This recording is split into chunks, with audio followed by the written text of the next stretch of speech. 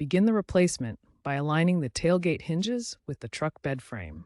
Align the tailgate hinges with the truck bed frame.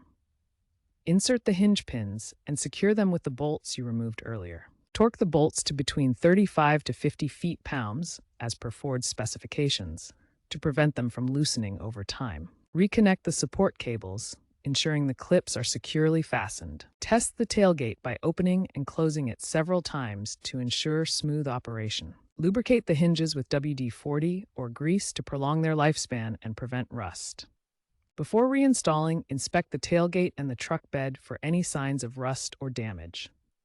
Clean any exposed metal and apply a rust inhibitor. A common mistake is over-tightening the bolts, which can lead to hinge failure or neglecting to reconnect any wiring if your tailgate has integrated taillights.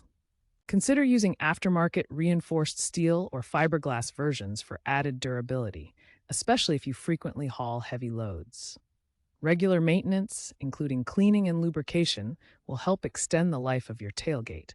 If you're looking to upgrade, Bluetooth locks or LED lighting kits can be integrated during the replacement process.